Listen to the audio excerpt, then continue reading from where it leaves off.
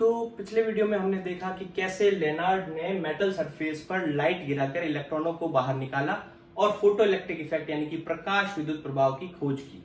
इसकी सक्सेस से एक्साइट होकर उनके दिमाग में कई सारे क्वेश्चंस और आने लगे, जैसे कि ये जो इलेक्ट्रॉन निकलते हैं उन इलेक्ट्रॉनों के नंबर कितने होते हैं, ठीक है, यानी कितनी संख्या में इलेक्ट्रॉन निकलेंगे, और दूसरा इनकी काइनेटिक एनर्जी कितनी होती है, यानी कि कितनी गतिज ऊर्जा होती है। ठीक है, साथ ही साथ उनके दिमाग में ये क्वेश्चन आ रहा था कि ये जो लाइट गिरती है उस लाइट की इंटेंसिटी यानी कि तीव्रता और लाइट की फ्रीक्वेंसी यानी कि आवृत्ति, वो दोनों नंबर ऑफ इलेक्ट्रॉन और काइनेटिक एनर्जी को कैसे इफेक्ट करती है। यानी कि देखो यहाँ इंटेंसिटी का मतलब क्या होता है, इंटेंसिटी का मतलब हम ले सकते हैं लाइट की ब्राइटनेस, मतलब जितनी ज्यादा लाइट में चमक होगी, ब्राइटनेस होगी, उतनी ज्यादा उसकी इंटेंसिटी होगी। जैसे 50 वाट का बल्ब जो है उसकी ब्राइटनेस कम होगी, 100 वाट का बल्ब उसकी ज्यादा होगी, ऐसे ही हम जो है ब्राइटनेस बढ़ाकर उसकी इंटेंसिटी को बढ़ा सकते हैं। और फ्रीक्वेंसी का मतलब होता है लाइट का कलर। ठीक है, तो डिफरेंट डिफरेंट कलर की फ्रीक्वेंसी जो है वो अलग अलग होगी। ठीक है, इसे याद कैसे रख सकते हैं, जैसे हम जो है लाइट के स्पेक्ट्रम में एक वर्ड याद रखते हैं, विबग्योर। ठीक है, इस विबग्योर के ये विबग्योर जो है विजिबल स्पेक्ट्रम को बताता है। यहाँ ये violet, indigo, blue, green, yellow, orange, red, ठीक है, ये 7 कलर को शो कर रहा है। इसमें देखो वायलेट से जो पहले कलर आता है या पहले जो लाइट आती है जो हमें दिखाई नहीं देती उसे हम बोलते हैं अल्ट्रा वायलेट, और रेड के बाद में जो आती है वो होती है इंफ्रा रेड। ठीक है, इसके अलावा भी स्पेक्ट्रम होता है। अल्ट्रा वायलेट से पहले जो होता है वो होता है एक्सरे, और एक्सरे से पहले होता है गामा रे, और इंफ्रारेड के आगे होते हैं माइक्रोवेव और रेडियो वेव। लेकिन जो फोटो इलेक्ट्रिक इफेक्ट में लाइट का स्पेक्ट्रम काम आता है वो केवल अल्ट्रा वायलेट और विजिबल लाइट काम आती है। ठीक है, तो इसमें हमें ये ध्यान में रखना है कि जैसे जैसे हम यहाँ इस क्रम में आगे बढ़ते हैं वैसे वैसे फ्रीक्वेंसी डिक्रीज होती है, यानी सबसे ज्यादा फ्रीक्वेंसी जो है वो अल्ट्रा वायलेट की होगी, फिर जैसे जैसे हम आगे जाएंगे फ्रीक्वेंसी डिक्रीज होती जाएगी। ठीक है, तो फ्रीक्वेंसी चेंज करना मतलब हम कलर चेंज कर रहे हैं, और इंटेंसिटी चेंज करना मतलब ब्राइटनेस चेंज कर रहे हैं। तो ये दोनों चीजें चेंज करके नंबर ऑफ इलेक्ट्रॉन और काइनेटिक एनर्जी कैसे चेंज होती है वो ही इस पूरे वीडियो का टॉपिक रहेगा। तो हमारे एम को पूरा करने के लिए हमने ये प्रैक्टिकल सेटअप तैयार किया, जिसमें कांच की नली है, ठीक है, जिसमें वैक्यूम क्रिएट कर दिया गया है, हवा को पूरी तरह से बाहर निकाल दिया गया है, और यहाँ 2 मेटल की प्लेटें लगी हुई है। एक प्लेट जो है वो फोटोसेंसिटिव मटेरियल की बनी हुई होती है, यानी कि प्रकाश संवेदी पदार्थ की बनी होती है। इस पर जब लाइट गिरती है तो इजीली इलेक्ट्रॉन बाहर आ जाते हैं। इस पर विजिबल लाइट गिराकर यानी दृश्य प्रकाश गिराकर भी इलेक्ट्रॉन बाहर निकाले जा सकते हैं, जबकि नॉर्मल मेटल पर जो है अल्ट्रावायलेट लाइट गिराकर इलेक्ट्रॉनों को बाहर निकाला जाता है। क्योंकि इससे इलेक्ट्रॉन बाहर, इसलिए इसको नाम देते हैं एमिटर, और इससे एमिट होने वाले इलेक्ट्रॉनों को यहां पर कलेक्ट किया जाएगा, इसलिए इसको नाम देते हैं कलेक्टर। हिंदी में इनके नाम हो जाएंगे उत्सर्जक और संग्राहक। ठीक है, इसमें लाइट इजीली एंटर कर सके इसके लिए यहां पर एक क्वार्ट्ज की विंडो बनाई गई। क्वार्ट्ज की विंडो बनाई गई। क्वार्ट्ज क्या होता है, क्वार्ट्ज एक मटेरियल होता है जिसमें से एयर पास नहीं हो सकती लेकिन लाइट पास हो सकती है। ठीक है, तो ये एक विंडो की तरह काम कर रहा है। ये पूरा जो स्ट्रक्चर है इसको हम बोल देते हैं डिस्चार्ज ट्यूब। ठीक है, विसर्जन नली का ये पूरा स्ट्रक्चर जो है वो हो गया डिस्चार्ज ट्यूब, विसर्जन नली का। अब देखो इस ट्यूब को जो है एक्सटर्नल सर्किट में, बाह्य परिपथ में एक बैटरी के साथ कनेक्ट किया जाता है। मतलब ये जो 2 मेटल प्लेट है उन दोनों मेटल प्लेट को बैटरी के नेगेटिव और पॉजिटिव से जोड़ा जाता है।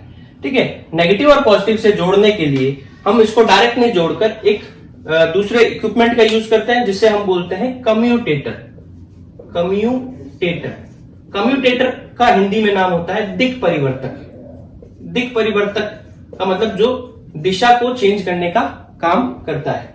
इसमें आप देखो कि कम्यूटेटर में जो है कनेक्शन कुछ इस तरह से किए जाते हैं कि हम इजीली इनके प्लस माइनस को चेंज कर सके। जैसे आप देखो ये प्लेट ए है, ये प्लेट ए को यहां से शो कर रहे हैं, प्लेट बी को यहां से शो कर रहे हैं, और ये 1 जो है टर्मिनल 1 बैटरी का नेगेटिव है, इसको टर्मिनल 1 से शो कर रहे हैं, और ये इसको 2 से शो कर रहे हैं क्योंकि ये इससे डायरेक्ट जुड़े हैं। देखो ये 1 से जुड़ा हुआ इसलिए इसको 1 से शो कर दिया, 2 से डायरेक्ट जुड़ा हुआ इसलिए 2 से शो कर दिया। अब देखो, अगर हम 1 को A से कनेक्ट करें और 2 को B से कनेक्ट करें, तो इसका मतलब क्या हो जाएगा कि ये टर्मिनल जो है वो नेगेटिव हो जाएगा और ये टर्मिनल पॉजिटिव हो जाएगा। अब अगर हमें इसे चेंज करना हो तो चेंज करने के लिए हम क्या करेंगे, यहां पर 1 को B से कनेक्ट कर देंगे और 2 को जो है A से कनेक्ट कर देंगे। तो 1 को B से कनेक्ट करते ये नेगेटिव हो जाएगा और ये पॉजिटिव हो जाएगा। तो ये डायरेक्शन चेंज करने के काम आता है, इसलिए इसको कम्यूटेटर यानी कि दिक् परिवर्तक कहते हैं। यहां सर्किट में वोल्टमीटर और अमीटर क्या काम आते हैं, ये वोल्टेज को मेजर करता है और ये करंट को मेजर करता है। लेकिन इनडायरेक्टली इससे हम जो है इलेक्ट्रॉन की ऊर्जा और इलेक्ट्रॉनों की संख्या को मेजर करेंगे। मतलब वोल्टमीटर इलेक्ट्रॉनों की एनर्जी को मेजर करेगा और अमीटर जो है इलेक्ट्रॉनों की संख्या को मेजर करेगा। देखते हैं कैसे। तो प्रैक्टिकल सेटअप पूरा करने के बाद में हम इसमें प्रैक्टिकल स्टार्ट करते हैं। तो प्रैक्टिकल स्टार्ट करने के लिए सबसे पहले यहाँ कनेक्शन करने होते हैं। तो कनेक्शन हमें किस तरह से करना है कि ये जो प्लेट है वो नेगेटिव से कनेक्ट हो और ये प्लेट पॉजिटिव से कनेक्ट हो। तो इसको नेगेटिव से कनेक्ट करने के लिए, ए को नेगेटिव से कनेक्ट करने के लिए 1 से जोड़ना पड़ेगा, ठीक है, और बी को पॉजिटिव से कनेक्ट करने के लिए 2 से जोड़ना पड़ेगा। तो ये कनेक्शन करने के बाद में फिर हम यहाँ पर क्या करते हैं, ये एक लाइट सोर्स है, मोनोक्रोमेटिक लाइट सोर्स है, एक वर्णी प्रकाश स्रोत है। मतलब इसमें से केवल एक कलर की लाइट निकलती है, एक टाइम में एक कलर की लाइट निकलती है। यहाँ पर 2 नॉब लगा रखी है जिससे हम इसकी फ्रीक्वेंसी यानी आवृत्ति और इंटेंसिटी यानी कि तीव्रता को बदल सकते हैं।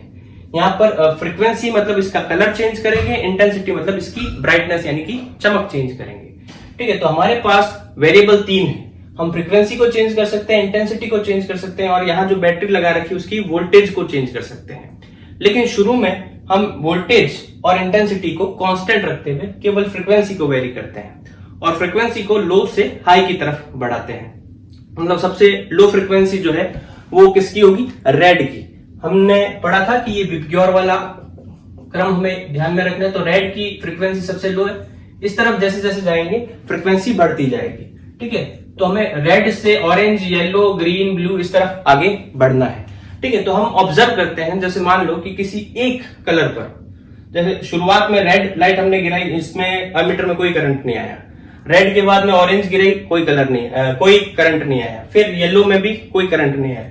जैसे ही ग्रीन लाइट गिरी तो इसको ग्रीन सिग्नल मिल गया और यहाँ करंट फ्लो होने लग गया। तो करंट क्यों फ्लो हुआ, क्योंकि इसमें से इलेक्ट्रॉन निकलने स्टार्ट हो गए और वो इलेक्ट्रॉन निकलकर इस प्लेट तक पहुंचे, सर्किट पूरा हुआ, करंट फ्लो होने लग गया। ठीक है, तो हमने ऑब्जर्व किया कि किसी एक पर्टिकुलर फ्रीक्वेंसी की लाइट पर ही जो है इलेक्ट्रॉन इजेक्ट होते हैं और वो पर्टिकुलर फ्रीक्वेंसी जो है वो क्या कहलाती है, थ्रेशोल्ड फ्रीक्वेंसी यानी कि दहली आवृत्ति। तो हमारा फर्स्ट ऑब्जर्वेशन आप ये नोट कर लें या स्क्रीनशॉट ले लें। तो अब नेक्स्ट स्टेप में हम क्या करते हैं कि सर्किट पूरा कंप्लीट होने के बाद में यहां जब करंट फ्लो होना स्टार्ट हो जाता है तब हम क्या करते हैं, यहां फ्रीक्वेंसी और इंटेंसिटी इसको फिक्स कर देते हैं। लाइट की फ्रीक्वेंसी और लाइट की इंटेंसिटी यानी कि उसकी आवृत्ति और उसकी तीव्रता को तो फिक्स कर देते हैं और सर्किट में वोल्टेज को वेरी करना स्टार्ट करते हैं, वोल्टेज को बढ़ाना स्टार्ट करते हैं। जैसे जैसे वोल्टेज बढ़ाएंगे वैसे वैसे इसमें करंट भी बढ़ेगा। ठीक है, और फिर हम इनके बीच में एक रिलेशन निकालते हैं कि भाई करंट और वोल्टेज का ग्राफ जो है वो किस तरह से आता है। तो ऑब्जर्व करते हैं कि ग्राफ जो है वो कुछ इस तरह का ग्राफ ऑब्जर्व होता है। अब इस ग्राफ से हम क्या एनालिसिस निकालते हैं आइए देखते हैं। तब तक आप ये सेकंड। तो इस ग्राफ को स्टडी करने पर कई सारे पॉइंट हमारे सामने आते हैं। उसमें से जो पहला पॉइंट हमारे सामने आता है वो ये कि यहां पर वोल्टेज जीरो होने पर भी करंट जीरो नहीं है, जो ये शो करता है कि यहां वोल्टेज अप्लाई किए बिना ही करंट फ्लो हो जाता है। तो ऐसा कैसे हो पा रहा है, तो इस सर्किट को गौर से देखिए। जैसे इस पे लाइट गिरती है, लाइट गिरते इसमें से इलेक्ट्रॉन निकलते हैं। अब हमने वोल्टेज कोई अप्लाई नहीं की, वोल्टेज जीरो रखी हुई है, तो भी यहां से जो इलेक्ट्रॉन जो निकल रहे हैं वो इजीली फ्लो करते हुए यहां तक आ जा रहे हैं, इसलिए इसमें क्या हो रहा है, करंट फ्लो हो रहा है। तो इसका मतलब ये यहां जो इलेक्ट्रॉन निकलते हैं उनके पास में पहले से ही काइनेटिक एनर्जी होती है, यानी कि गतिज ऊर्जा होती है, जिसकी वजह से वो मूव करते हुए यहां तक आ जाते हैं, मतलब अपने दम तक यहां पर आ जाते हैं, उन्हें किसी वोल्टेज की जरूरत नहीं होती। तो फर्स्ट पॉइंट जो हमारे दिमाग में आता है वो ये कि इलेक्ट्रॉन्स के पास में काइनेटिक एनर्जी है। ठीक है, फिर हम यहाँ क्या ऑब्जर्व करते हैं कि जैसे जैसे वोल्टेज बढ़ रही है वैसे वैसे करंट भी बढ़ रहा है। तो वो क्या शो कर रहा है, वो ये शो कर रहा है कि शुरुआत में जब इस पे लाइट गिरी तो लाइट गिरने पर मान लो इसमें से 100 इलेक्ट्रॉन्स निकले। ठीक है, 100 इलेक्ट्रॉन्स निकले तो सही, लेकिन इस वाली प्लेट तक जो है बिना वोल्टेज अप्लाई किए 100 के 100 पहुंचे नहीं। ठीक है, शुरुआत में जो इलेक्ट्रॉन यहां तक पहुंचे वो केवल मान लो 60 या 70 इलेक्ट्रॉन पहुंचे, बाकी के इलेक्ट्रॉन पीछे रह गए, वहीं रुक गए। ठीक है, जैसे जैसे हम वोल्टेज बढ़ा रहे हैं, फिर वो इलेक्ट्रॉनों की संख्या जो है, यहां तक पहुंचने वाले इलेक्ट्रॉनों की संख्या है वो बढ़ती जा रही है। पहले 60 पहुंचे, फिर 70, फिर 80, फिर 90। तो इसका मतलब करंट बढ़ने का मतलब क्या है कि कुछ इलेक्ट्रॉन जो है उनके पास में काइनेटिक एनर्जी ज्यादा है, जिनके पास ज्यादा है वो पहुंच गए, जिनके पास में नहीं थी वो वहीं रुक गए। यानी कि all electrons have different different kinetic energy, मतलब सभी के पास में अलग अलग गतिज ऊर्जा होती है। तो तीसरा पॉइंट हम क्या ऑब्जर्व करते हैं कि वोल्टेज बढ़ाते बढ़ाते हम एक ऐसी वोल्टेज पर पहुंच जाते हैं जहां पर करंट बढ़ना बंद हो जाता है, मतलब करंट फिक्स हो जाता है। ऐसे करंट को हम बोलते हैं सैचुरेशन करंट, यानी कि संतृप्त धारा। ठीक है, तो यहां पर ये करंट जो है वो सैचुरेट क्यों हो गया? आप देखो, यहां मैंने आपको बताया कि जैसे लाइट गिरती है तो मान लो 100 इलेक्ट्रॉन निकलते हैं, तो 100 में से जब हमने वोल्टेज नहीं लगाई थी 100 में से 60 ही वहां तक पहुंच रहे थे। जैसे जैसे हम वोल्टेज बढ़ाते जा रहे थे, यहां पर ये बैटरी इसके टर्मिनल को नेगेटिव कर रही है और इसको पॉजिटिव कर रही है। तो जो इलेक्ट्रॉन निकल रहे हैं उन इलेक्ट्रॉनों को ये नेगेटिव धक्का दे रहा है और ये पॉजिटिव अपनी तरफ खींच रहा है। तो मतलब ये इलेक्ट्रॉनों की एनर्जी को बढ़ा रहे हैं। ठीक है, तो 60 में से जो 40 वहां पर सुस्त बैठे थे, उस सुस्त को ये धक्का देकर इधर भेजने की कोशिश करता है। तो शुरुआत में 40 में से 20 जाते हैं। ठीक है, फिर वोल्टेज बढ़ाते हैं, फिर 30 और जाते हैं, फिर फाइनली सारे के सारे इलेक्ट्रॉन जो है, जो 100 के 100 यहां से निकले थे, वो सारे के सारे यहां पहुंचने लग जाते हैं। यानी कि फिर करंट जो है वो क्या हो जाता है, कांस्टेंट हो जाएगा, क्योंकि करंट क्या होता है, Q/T। ठीक है, तो Q जितना आना था वो तो आ गया। अब चाहे जितनी वोल्टेज बढ़ा लो, इसमें 100 से ज्यादा इलेक्ट्रॉन तो यहां तक नहीं आएंगे, क्योंकि एक बार में 100 इलेक्ट्रॉन ही निकल रहे हैं, इसलिए करंट जो है वो कांस्टेंट हो जाता है। तो एक बात और ध्यान में रखनी है कि कांस्टेंट करंट पर क्या होता है, सैचुरेशन करंट पर क्या होता है, जितने इलेक्ट्रॉन इस लाइट ने यहां से निकाले हैं मेटल से, उतने के उतने सारे पहुंच रहे हैं। यानी कि सैचुरेशन करंट जो है वो इलेक्ट्रॉनों के नंबर का इंडिकेशन दे रहा है। मतलब सैचुरेशन करंट जितना ज्यादा होगा उतने ही नंबर ऑफ इलेक्ट्रॉन्स होंगे। यानी कि इस करंट को मेजर करके हम इनडायरेक्टली क्या मेजर कर रहे हैं, इलेक्ट्रॉनों की संख्या। तो इलेक्ट्रॉनों की संख्या कहां से मेजर होती है, सैचुरेशन करंट से। देखो, फिर इस ग्राफ में हम क्या ऑब्जर्व करते हैं कि यहां अगर हम इस सर्किट में जो है ये पोलैरिटी चेंज करते, कम्यूटेटर का यूज करते हुए इसकी जो ध्रुवता है वो बदलते। पोलैरिटी चेंज करने का मतलब प्लस को माइनस, माइनस को प्लस कर दे। कैसे? पहले हमने कनेक्शन कर रखा था फर्स्ट का A से और 2 का B से। अब हम कनेक्शन चेंज कर दे। कनेक्शन कैसे कर दे, फर्स्ट का कनेक्शन कर दे हम B से और सेकंड का कनेक्शन कर दे A से। तो क्या होगा, फर्स्ट यानी कि नेगेटिव ये जुड़ जाएगा B से, तो ये प्लेट नेगेटिव हो जाएगी और दूसरी वाली प्लेट जो है वो पॉजिटिव हो जाएगी। तो जैसे ये होगा, अब यहां पर जो वोल्टेज है बैटरी की वो क्या काम कर रही है, ये प्लेट अगर पॉजिटिव हो गई और ये नेगेटिव हो गई, तो जो इलेक्ट्रॉन यहां से निकल रहे हैं उन इलेक्ट्रॉनों पर ये अट्रैक्टिव फोर्स लगाएगी, वापस उसको अपनी तरफ खींचेगी और ये उसको धक्का मारेगी। तो ये इलेक्ट्रॉन अब इधर जाने की बजाय वापस इधर जाने की टेंडेंसी रखेंगे। ठीक है, लेकिन इनके पास काइनेटिक एनर्जी है, गतिज ऊर्जा है, तो ये जैसे तैसे करके इधर आने की कोशिश कर रहे हैं। लेकिन नदी का बहाव इनके विपरीत है, मतलब जो बैटरी की वोल्टेज है वो जस्ट इनके अपोजिट डायरेक्शन में है। तो ये जिनके पास एनर्जी ज्यादा होगी वो तो यहां तक पहुंच जाएंगे, जिनके पास एनर्जी कम होगी वो वहीं रुक जाएंगे। तो जैसे जैसे वोल्टेज बढ़ाएंगे वैसे वैसे करंट जो है वो कम होने लग जाएगा और इलेक्ट्रॉन रुकने लग जाएंगे। और यहां पर जैसे जैसे वोल्टेज बहुत ज्यादा बढ़ा देंगे तो एक पर्टिकुलर वोल्टेज पर क्या होगा, सारे के सारे इलेक्ट्रॉन यहीं रुक जाएंगे, यहां से वहां नहीं जा पाएंगे। ठीक है, उस वोल्टेज को यहां नेगेटिव साइन से शो करते हैं, उसको बोलते हैं हम स्टॉपिंग पोटेंशियल। स्टॉपिंग पोटेंशियल मतलब निरोधी विभव। ऐसी वोल्टेज जो इलेक्ट्रॉनों को वहीं पर रोक दे उसे हम स्टॉपिंग पोटेंशियल कहते हैं। तो इसकी एग्जैक्ट डेफिनेशन क्या होगी वो हम नोट करते हैं। पहले आप इसका स्क्रीनशॉट ले लो। हम स्टॉपिंग पोटेंशियल को इस तरह से डिफाइन कर सकते हैं कि कलेक्टर प्लेट का वो नेगेटिव पोटेंशियल किसके रेस्पेक्ट में, एमिटर प्लेट के रेस्पेक्ट में वो नेगेटिव पोटेंशियल जिस पर इलेक्ट्रॉन वहीं रुक जाए मतलब करंट फ्लो होना बंद कर दे, उसे हम उसका स्टॉपिंग पोटेंशियल यानी कि निरोधी विभव कहेंगे। हिंदी में हम कह सकते हैं संग्राहक प्लेट का उत्सर्जक प्लेट के सापेक्ष वह ऋणात्मक विभव जिस पर परिपथ में धारा प्रवाह शून्य हो जाए उसे उसका निरोधी विभव कहते हैं। स्टॉपिंग पोटेंशियल हमें बहुत ही इंपॉर्टेंट जानकारी देता है। क्या जानकारी देता है? देखो, पोटेंशियल क्या होता है वो हमें समझना पड़ेगा। पोटेंशियल या पोटेंशियल डिफरेंस की क्या डेफिनेशन होती है कि यूनिट चार्ज को एक टर्मिनल से दूसरे टर्मिनल तक ले जाने में किया गया वर्क डन, किया गया कार्य। ठीक है, तो पोटेंशियल डिफरेंस को हम W/Q लिख सकते हैं। तो W बराबर में क्या हो जाएगा? Q into V0। ठीक है, यहाँ Q इलेक्ट्रॉन पर चार्ज है इसलिए उसको E लिख दिया। तो वर्क डन जो हो रहा है यहाँ पर किसके लिए वर्क डन? स्टॉपिंग पोटेंशियल के लिए। मतलब स्टॉपिंग पोटेंशियल जो वर्क डन कर रहा है, स्टॉपिंग पोटेंशियल क्या काम कर रहा है? इलेक्ट्रॉनों को रोक रहा है। तो वो इलेक्ट्रॉनों को रोकने के लिए कितना काम कर रहा है? EV0। V0 क्या है? स्टॉपिंग पोटेंशियल की वैल्यू है। ठीक है, तो इतना कार्य कर रहा है।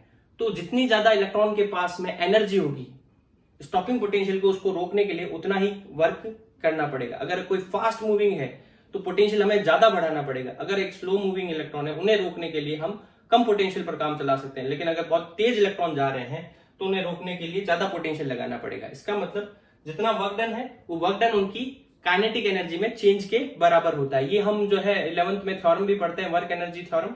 तो जो यहाँ पर वर्क डन है वो इलेक्ट्रॉनों की काइनेटिक एनर्जी में चेंज लाएगा। तो इलेक्ट्रॉनों की काइनेटिक एनर्जी पहले EK थी, फिर 0 हो गई, तो चेंज कितना आया? EK। ठीक है, तो ये EV0 जो है वो किसके बराबर होगा? काइनेटिक एनर्जी के बराबर हो जाएगा। तो एक्चुअल में हम पोटेंशियल को मेजर करके क्या मेजर करते हैं? इलेक्ट्रॉनों की काइनेटिक एनर्जी। तो ये हमें इलेक्ट्रॉनों की काइनेटिक एनर्जी के बारे में इंफॉर्मेशन दे रहा है और ये हमें जो है इलेक्ट्रॉनों के नंबर के बारे में इंफॉर्मेशन दे रहा है, जो हमारा शुरू से एम था। तो हमें नंबर कहां से मिलेंगे? सैचुरेशन करंट से मिलेंगे। और काइनेटिक एनर्जी कहां से मिलेगी? स्टॉपिंग पोटेंशियल से मिलेगी। क्लियर है? अब हम क्या करते हैं, करंट और वोल्टेज के लिए ग्राफ प्लॉट करते हैं, लेकिन लाइट की अलग अलग इंटेंसिटी पर। मतलब एक बार हमने लाइट की कोई एक फिक्स इंटेंसिटी ली और करंट और वोल्टेज में ग्राफ प्लॉट किए।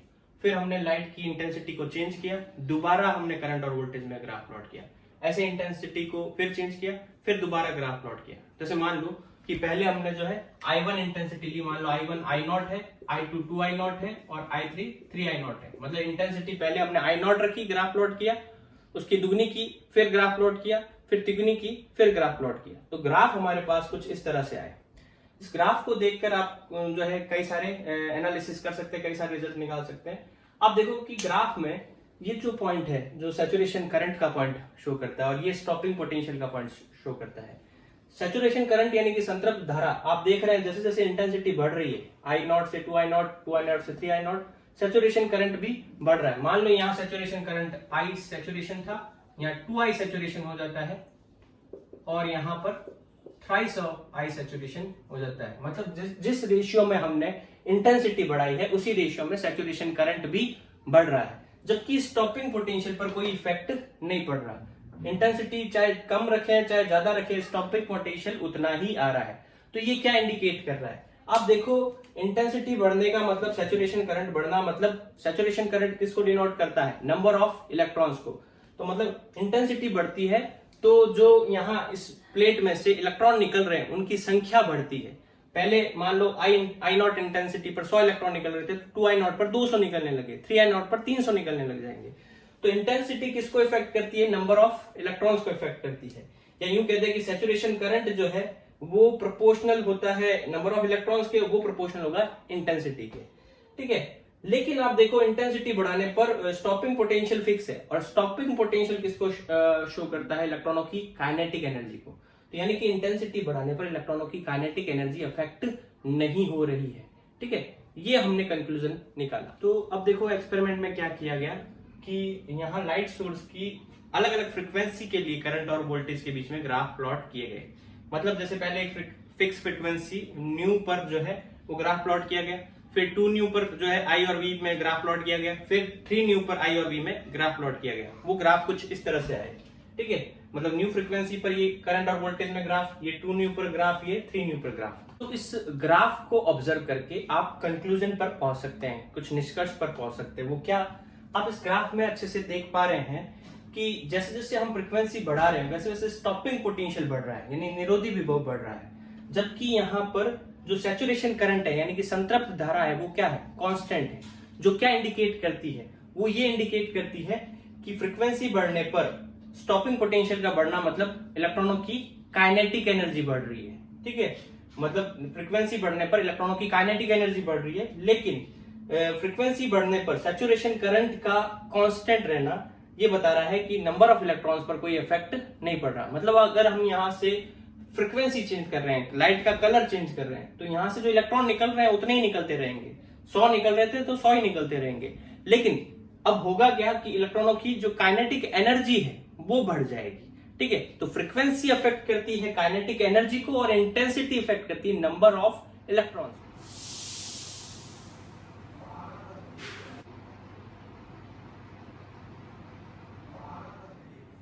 दिए गए क्वेश्चन में आप देखें कि 3 ग्राफ दिए हुए हैं आपको। ठीक है, अलग अलग फ्रीक्वेंसी और अलग अलग इंटेंसिटी पर 3 ग्राफ दिए हुए हैं। आपको इनकी फ्रीक्वेंसी और इंटेंसिटी के बीच में रिलेशंस निकालने हैं कि जो ये न्यू 1 न्यू 2 न्यू 3 इनमें क्या रिलेशन होंगे और I1 I2 I3 में क्या रिलेशन होंगे। न्यू 1 न्यू 2 न्यू 3 जो है इनकी फ्रीक्वेंसी यानी कि आवृत्ति है, I1 I2 I3 इनकी इंटेंसिटी यानी कि तीव्रता है। ठीक है, तो आपको ये 4 ऑप्शन दिए हुए, इन 4 ऑप्शन में से कोई एक आंसर सही है वो आप कमेंट सेक्शन में लिखें। तो एक्सपेरिमेंट के ऑब्जर्वेशन से फोटो इलेक्ट्रिक इफेक्ट के ये 4 लॉ बनाए गए। ठीक है, सिंपल से लॉ है, आप देख सकते हैं कि इलेक्ट्रॉन जो है वो मेटल सरफेस से बाहर तभी निकलेगा जब उसको एक पर्टिकुलर फ्रीक्वेंसी की लाइट उस पर गिराई जाएगी और वो फ्रीक्वेंसी जो है थ्रेशोल्ड फ्रीक्वेंसी से ज्यादा या उसके बराबर होनी चाहिए। अगर लाइट की फ्रीक्वेंसी थ्रेशोल्ड फ्रीक्वेंसी से कम है, ठीक है, तो चाहे मर्जी जितनी इंटेंसिटी की लाइट गिरा दो, चाहे जितनी ब्राइट लाइट गिरा दो, इलेक्ट्रॉन बाहर नहीं आएंगे। इलेक्ट्रॉन बाहर केवल थ्रेशोल्ड फ्रीक्वेंसी से ज्यादा फ्रीक्वेंसी पर बाहर आते हैं, यानी कि इलेक्ट्रॉन दहली आवृत्ति से ज्यादा आवृत्ति पर ही बाहर आते हैं। उससे कम आवृत्ति पर प्रकाश गिराने पर इलेक्ट्रॉन बाहर नहीं आते। ठीक है, दूसरा लॉ क्या हो गया कि जो इलेक्ट्रॉन बाहर आते हैं उनकी जो संख्या है वो इलेक्ट्रॉन जो लाइट की इंटेंसिटी है उस पर डिपेंड करती है। इंटेंसिटी जितनी ज्यादा करेंगे इलेक्ट्रॉनों का नंबर भी उतना ज्यादा होगा, यानी कि प्रकाश की तीव्रता जितनी ज्यादा करेंगे इलेक्ट्रॉनों की संख्या भी उतनी ज्यादा होगी। मतलब जितना ज्यादा चमक का प्रकाश, जितना ब्राइट लाइट जो है हम मेटल सरफेस पर गिराएंगे उतने ज्यादा संख्या में इलेक्ट्रॉन बाहर आएंगे।